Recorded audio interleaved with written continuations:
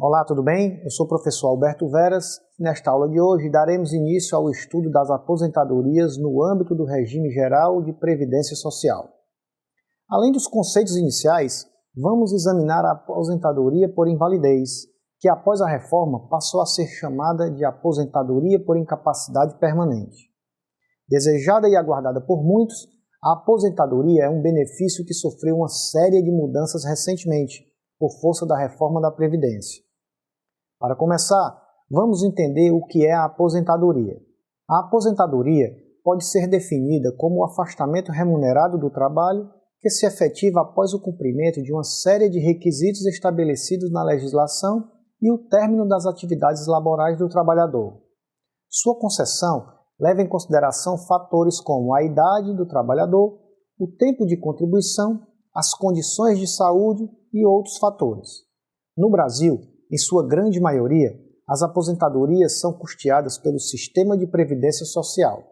Atualmente, existem os seguintes tipos de aposentadoria no Brasil por meio do RGPS: a aposentadoria por invalidez, a aposentadoria por incapacidade permanente, a aposentadoria por idade, a aposentadoria por tempo de contribuição, a aposentadoria da pessoa com deficiência, a aposentadoria do trabalhador rural e a aposentadoria especial. O que diferencia uma das outras são os requisitos exigidos para a sua solicitação. Atenção! Com a vigência da Emenda Constitucional número 103, as aposentadorias por idade e por tempo de contribuição foram substituídas por uma única espécie, a aposentadoria programada, da qual derivam a aposentadoria especial e a aposentadoria programada do professor. Então, se essas aposentadorias foram alteradas, por que vamos estudá-las, professor? A razão é que, apesar das mudanças, temos regras de transição referentes às aposentadorias por idade, por tempo de contribuição, especial e do professor, que incidem sobre os requerimentos efetuados por segurados filiados ao RGPS até novembro de 2019, respeitado o direito adquirido. Em outras palavras, devemos conhecer as diversas designações, pois elas são utilizadas tanto pela doutrina quanto pela jurisprudência e inclusive no âmbito do INSS. Vamos analisar agora o primeiro tipo de aposentadoria, que é a aposentadoria por invalidez. Atenção! Com a reforma, a aposentadoria por invalidez passou a ser denominada como benefício por incapacidade permanente. Os requisitos para a sua concessão não foram alterados, apenas a metodologia de cálculo do seu valor. A invalidez ou incapacidade definitiva para exercer a atividade profissional diante da doença ou acidente é uma das contingências que estão sob a proteção e disciplina do Sistema de Seguridade Social. A invalidez é definida como a incapacidade total e a impossibilidade de reabilitação para o exercício de atividade que garanta a subsistência do segurado, de modo permanente. Memorize, a incapacidade permanente significa que não há previsão possível de cura.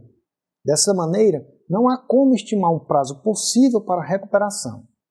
Assim, a aposentadoria por invalidez ou incapacidade poderá ser concedida àqueles que não possuem mais condições de exercer nenhum tipo de atividade remunerada, seja por causa de uma doença ou devido a sequelas de algum acidente. A incapacidade precisa ser comprovada por documentos médicos e é avaliada por um perito da Previdência Social. São requisitos desse benefício os seguintes: a qualidade de segurado, a incapacidade total e permanente e a carência de no mínimo 12 meses, exceto em casos de acidente de qualquer natureza ou para alguns casos de doenças graves. E quais são essas doenças graves, professor?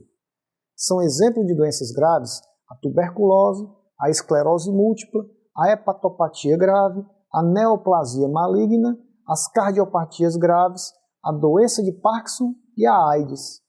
Com a reforma da Previdência Social, no caso de aposentadoria por incapacidade permanente, quando decorrer de acidente de trabalho, de doença profissional e de doença do trabalho, o valor do benefício será 100% da média. Quando não acidentário, será de 60% mais 2% para cada ano de contribuição que exceder o tempo de 20 anos de contribuição, até o máximo de 100%. Em razão da reforma, o benefício por incapacidade permanente seguirá o esquema de cálculo das outras aposentadorias, considerando a média aritmética simples de 100% dos salários de contribuição. Devemos também destacar que quando um aposentado por invalidez ou incapacidade precisa de auxílio constante de terceiros para se alimentar, se vestir, tomar banho ou etc., é possível requerer um acréscimo de 25% no valor da aposentadoria.